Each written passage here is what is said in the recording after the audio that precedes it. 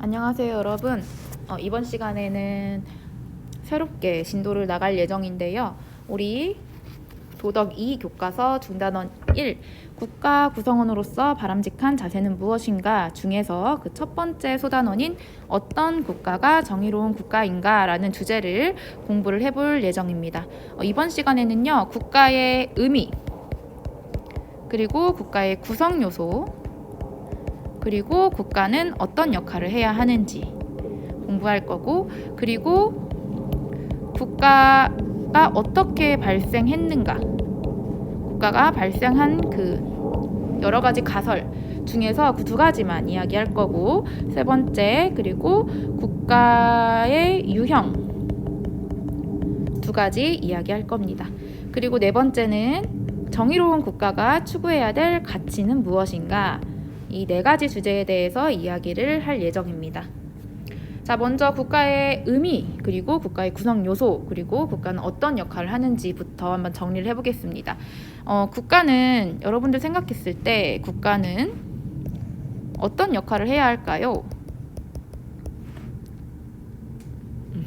역할 이야기하기 전에 먼저 국가가 되려면 하나의 국가가 되려면 어떤 것의 조건이 충족되어야 되는지 한번 보겠습니다. 일단은 국가가 되려면 일정한 영토가 있어야 합니다. 그리고 두 번째, 그곳에 사는 국민이 있어야 되겠죠. 그리고 주권을 가지고 있어야 합니다. 주권은 국가의 의사를 최종적으로 결정하는 권력입니다. 그러니까 국가가 어떤 일이 발생했을 때 그것을 결정하는 권력의 주체를 이제 주권이라고 하는데, 대내적으로 이 주권이라는 게 두 가지 의미가 있습니다. 대내적인 의미는 최고의 절대적 힘. 왜냐하면 의사결정을 하는 주체이기 때문에 대내적인 의미는 최고의 절대적 힘을 의미하고, 대외적으로는 우리가 주권을 강탈당한 적이 있습니다. 그때가 언제죠? 네, 바로 일제강점기 시절이죠. 이때는 대외적으로 우리는 주권이 없었습니다. 우리의 주권을 누군가가 가져갔죠. 일본이 가져갔죠. 그래서 이 주권의 의미는, 대외적인 의미는 자주적인 독립성이라는 의미를 가지고 있습니다. 이 두 가지 의미를 가진 게 주권인데, 우리나라 같은 경우에는 주권이 누구에게 있죠? 네, 바로 국민에게 있습니다. 이 절대적인 힘이 국민에게 있다는 것 여러분들도 알고 있어야 되는데, 어쨌든 국가가 구성이 되려면 이 세 가지 요건이 충족되어야 한다는 것을 알고 있으면 됩니다. 그러면 여러분들 생각하기에는 국가는 어떤 역할을 담당해야 할까요? 여러분들 생각하기에 지금 우리 사회는 굉장히 바이러스로 인해서 혼돈의 상태죠. 선생님이 평가하기로는 우리나라는 굉장히 잘 대처를 하고 있다고 생각이 듭니다. 그리고 점점 시간이 갈수록 우리나라의 그러니까 처음에는 미흡하게 대처했던 그런 부분도 여러 국민들의 의견들을 듣고 반영을 해서 조금 더 진전시키는 그런 모습을 보이고 있다고 생각이 되는데, 여러분들의 생각은 좀 다를 수도 있겠죠. 어쨌든 국가는 이런 것과 같이 뭔가 국가에 살고 있는 국민들의 생명과 안전을 1차적으로 무조건 보존을 해줘야 됩니다. 이게 국가가 해야 될 가장 강력하고 중요한 역할입니다. 국민들의 생명과 안전을 보존해줄 의무, 이게 바로 국가의 역할인데, 그리고 두 번째, 그래서 안전 보장하는 것, 생명 보장해주는 것, 이게 국가의 역할 첫 번째입니다. 그리고 두 번째는 인간다운 삶을 위해서 필요하다라는 게 있습니다. 국가에 살고 있는 어떤 국민들은 자유롭고 평등한 존재들이죠. 그래서 자유롭고 평등한 존재들이 자신의 어떤 능력과 그리고 노력에 따라서 노력에 따른 어떤 결과에 결과가 모두 다 좋으면 좋겠지만 어떤 사람은 굉장히 여유롭게 살 수 있고 어떤 사람은 굉장히 소외된 계층이 있을 수도 있습니다. 그런데 이제 국가는 그런 소외된 그런 계층들을 잘 보살펴주고 그들 또한 인간다운 삶을 살 수 있도록 어떤 사회 안전망을 구축해주는 것 또한 국가의 역할이라고 볼 수 있습니다. 그래서 안전을 보장해주고 그런 어떤 소외계층의 인간다운 삶을 보장해주는 것, 이게 국가의 역할이라고 볼 수 있습니다. 하지만 이러한 국가의 역할에 대한 그 범위는 그 학자들마다 그리고 사람들마다 생각하는 게 달라질 수 있는데 그 점은 조금 이따가 국가의 유형 이야기할 때 조금 더 구체적으로 설명을 하겠습니다. 자, 일단 먼저 그러면 국가는 어떻게 생겨났을까라는 어떤 이 주제를 가지고 두 가지 가설에 대해서 이 가설을 주장한 학자들의 그 생각을 한번 살펴보겠습니다. 첫 번째는 국가는 자연적으로 발생했다라고 주장한 사람이 있습니다. 자연적으로 국가가 발생했다라고 주장하는 사람은 여러분들에게도 익숙한 아리스토텔레스라는 그 학자인데요. 아리스토텔레스는 우리가 언제 배웠었죠? 이번 시험 과목이기도 했는데 아리스토텔레스는 우리 왜 인간은 도덕적인 행동을 해야 하는가라는 그 단원에서 공부를 했습니다. 그래서 아리스토텔레스는 뭐라고 이야기했냐면 인간의 궁극적인 목적은 뭐다? 행복이다. 그리고 이 행복에 도달하려면 인간은 도덕적인 행동을 해야지 이제 행복해질 수 있다라고 주장을 하는 것입니다. 그래서 도덕적인 행동이란 이성을 통해서 자신의 감정과 욕구를 적절한 때에 적절한 상황에 맞게 잘 조절하는 중용이라는 성품의 덕을 갖추면 이제 도덕적인 행동을 할 수 있다. 이라고 주장을 한 게 아리스토텔레스의 주장이었죠. 그게 이제 아리스토텔레스의 핵심 어떤 철학인데 아리스토텔레스는 또 이런 말도 했습니다. 인간은 본래적으로 사회적인 동물이다. 자, 우리 또 인간의 그 특성 네 가지 이성적 존재, 또 이제 도구를 쓸 수 있다는 점에서 도구적 존재, 그리고 문화적 존재, 또 뭐 있었죠? 네, 바로 유희적 존재, 기타 등등, 그리고 또 마지막에 사회적 존재라는 의미가 있었습니다. 자, 이거 잘 기억을 하고 있나요? 사회적 존재의 의미는 뭔가요? 인간은 본래 모여 살면서 이제 다른 사람들과의 상호작용을 통해서 도움을 주고받는 그런 사회의 역할 속에서 살고 있다라는 게 이제 사회적 동물이라는 의미죠. 그래서 인간은 원래 모여 살고 그리고 또 상대방에게 도움을 주고받고 살기 때문에 자연스럽게 이제 처음에는 가정으로 모였다가 이게 조금 더 커지면서 이제 군집 생활, 그 다음에 조금 더 커지면서 이제 사회생활이 되면서 이제 점점 커지면서 자연스럽게 국가가 발생했다라고 주장을 하는 게 아리스토텔레스의 주장이고요. 반면에 이제 사회계약설을 주장한 학자들은 이제 사회계약설을 주장한 학자들의 그 대표 학자는 홉스, 로크, 루소가 있는데 우리 중학교의 그 교육과정에서는 홉스만 알아둬도 됩니다. 로크, 루소는 이제 고등학교 가서 구체적으로 아마 배우게 될 겁니다. 홉스는 이제 사회계약설의 창시자격이라고 보면 되는데요. 홉스는 뭐라고 얘기했냐면 인간은 본래적으로 악하다. 그 말은 원래 인간은 본래적으로 이기적이다라는 말을 했습니다. 자, 이거 우리 동양의 그 철학자 중에 누가 떠오르죠? 네, 바로 순자가 떠올라야 합니다. 순자도 이런 얘기를 했죠. 홉스도 이렇게 얘기하는데 인간은 원래 본래적으로 이기적이다. 그리고 본래적으로 모든 인간은 자유롭고 평등하다. 이 평등하다라는 그런 말을 어떻게 이야기를 했냐면 어떤 사람은 힘이 센 사람이 있고 어떤 사람은 힘이 약한 사람이 있잖아요. 근데 어떻게 평등하냐면 힘이 센 사람은 아마 머리가 조금 나쁠 것이다. 그리고 힘이 약한 사람은 머리가 좋을 것이다. 이성적인 능력이. 그래서 결과적으로는 모든 사람이 대체적으로 평등하다. 모든 사람이 가진 그런 능력과 어떤 신체적인 조건들은 다 평등하다라고 주장을 한 게 이제 홉스의 주장입니다. 그러니까 기본 전제입니다. 그래서 홉스는 이렇게 얘기하죠.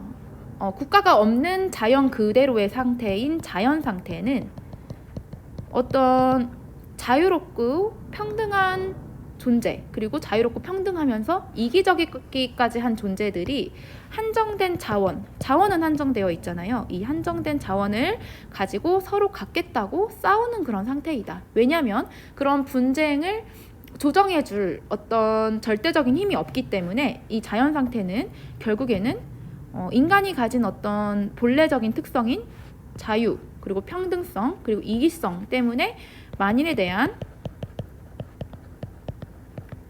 만인의 투쟁 상태이다 라고 이야기했습니다. 자연 상태, 그러니까 국가 이전의 상태, 국가가 없는 자연 상태는 만인에 대한 만인의 투쟁 상태이기 때문에 이기적이고 이성적인 어떤 인간들은 어떤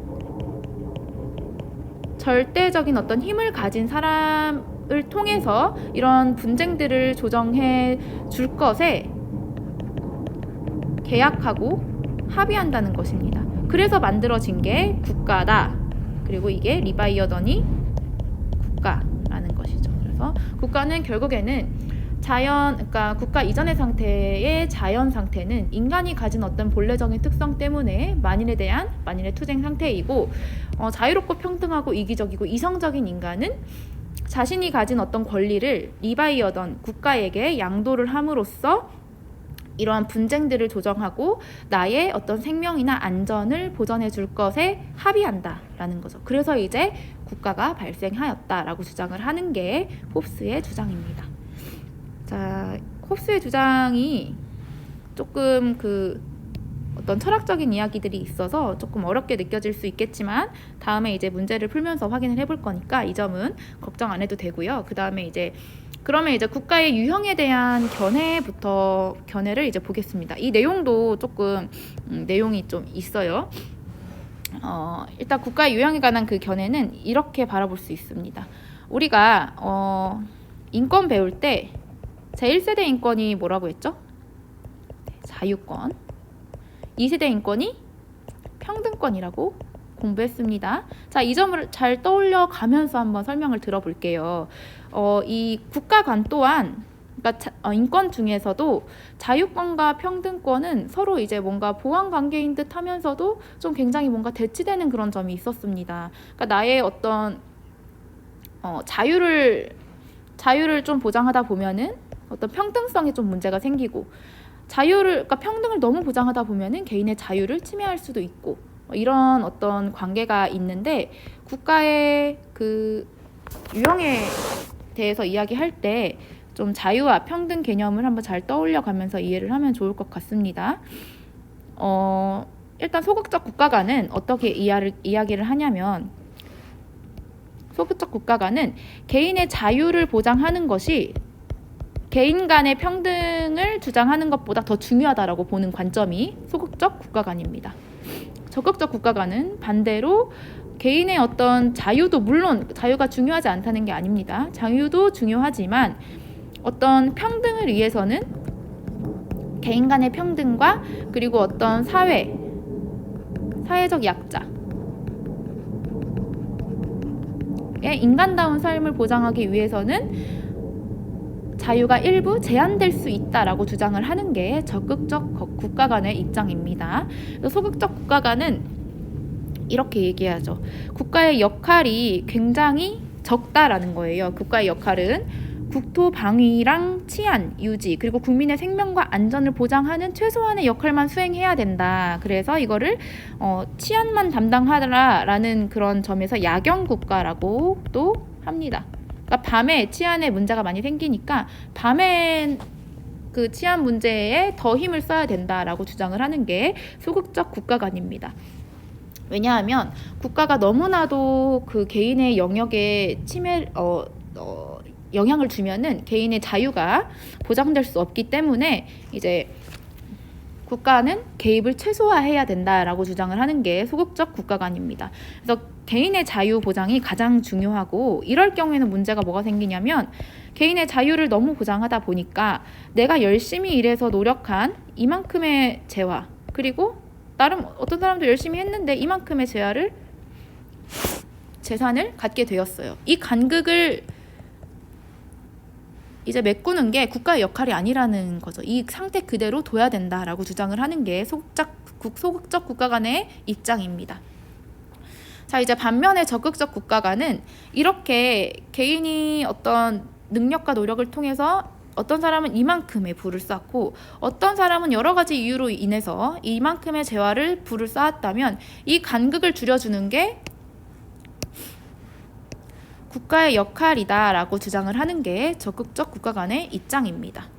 그래서 국민의 인간다운 삶을 위해서 개인의 생활에 적극적으로 개입해야 된다.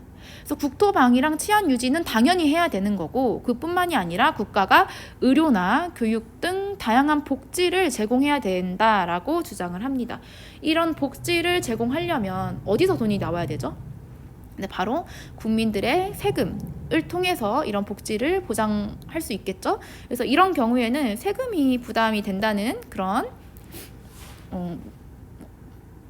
단점이 있을 수 있고, 이제 너무나도 내가 아무리 열심히 그러니까 내가 열심히 일해서 많이 벌어, 그러면 그만큼 세금을 더 많이 내야 되니까 약간 근로 의욕이 상실될 수 있다라는 단점이 있을 수 있지만, 그래도 모든 국민이 일정한 수준의 삶을 보장받는 그런 장점이 있겠죠.